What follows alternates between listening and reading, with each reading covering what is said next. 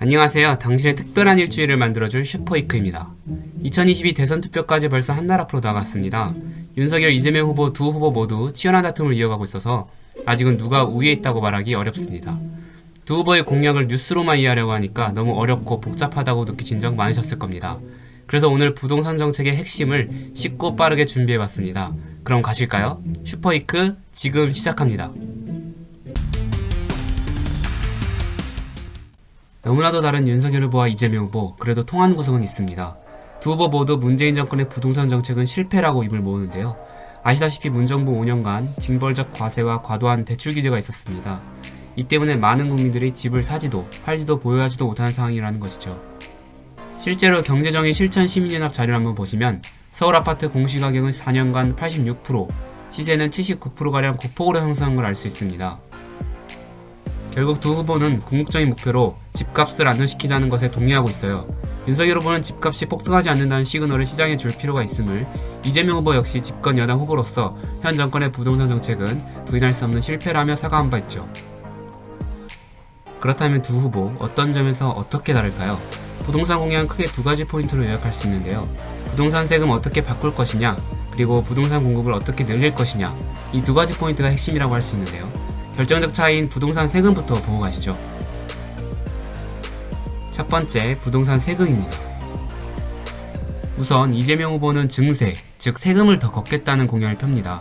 아마 증세라는 말에 거부감이 드시는 분이 많을 텐데 그 주장의 내면을 좀 살펴볼 필요가 있습니다. 이재명 후보는 국토보유세를 통한 증세를 주장합니다.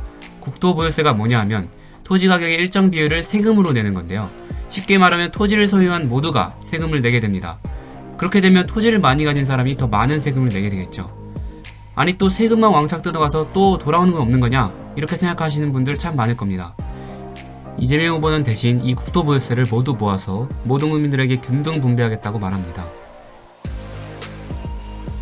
연간 30조 정도가 모이게 되면 인구수 5,200만을 나누어 주어 인당 65만원 정도가 모이게 된다는 거죠. 또한 이렇게 된다면 국민 90%가 내는 돈보다 받는 돈이 더 많아 반대할 이유가 없다는 게 그의 주장입니다. 이렇게 되면 부의 재분배가 이루어지니 양극화 문제도 해소된다는 거죠. 하지만 오른 세금만큼 가격 전담이 이루어져서 결국엔 임대료, 물가 상승으로 이어지는 것은 아니냐, 그런 우려도 있습니다.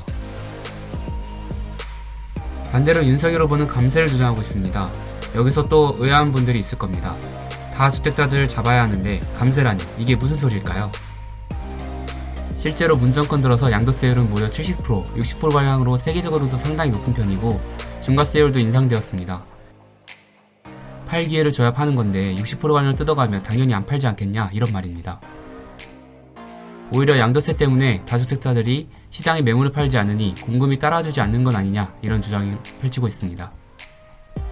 그래서 윤석열 후보는 양도세 단계적 감면, 그리고 종부세 전면 개편을 주장합니다. 또한 각종 대출 규제를 완화시켜서 내 집 마련에 장애물을 없애겠다는 의지를 드러내고 있습니다. 물론 오히려 부자들에 대한 감세로 인해서 추가 집값 상승에 대한 우려를 표하는 사람들도 있습니다. 두 번째 포인트, 부동산 공급입니다. 이 부분에 있어서는 두 후보 모두 공급 확대를 외치고 있습니다. 두 후보 모두 임기 내 250만호 공급을 내세우고 있고, 이재명 후보는 임대주택 기념인 기본주택 100만호를, 윤석열 후보는 원가주택과 역세권 첫집 공약을 내세웁니다. 하지만 현실적으로 임기 5년 내에 아파트 몇 채 세우기도 힘들다는 것을 고려하면 두 후보 모두 현실성 있다고 보기는 어렵습니다. 그럼에도 공급 확대로 집값 안정의 틀을 공유한다는 점은 의미있게 바라볼 부분이라고 봅니다. 오늘 아주 핵심적인 부분으로 두 후보의 정책을 비교해봤습니다. 요약하자면 이렇습니다. 윤 후보는 문정부의 부동산 정책과 반대로 가겠다는 것이고, 이 후보는 문정부의 부동산 정책보다 더 강한 규제로 가겠다는 겁니다. 계속된 금리 인상, 대출 규제로 집값 폭등의 원인들이 해소되고 있다는 전망이 나오고 있는 가운데 두 후보가 집값 안정을 어떻게 구체화시킬지 주목해봐야겠습니다. 오늘 두 후보의 부동산 정책 도움이 되셨기를 바랍니다. 그럼 슈퍼이크 이만 인사드립니다.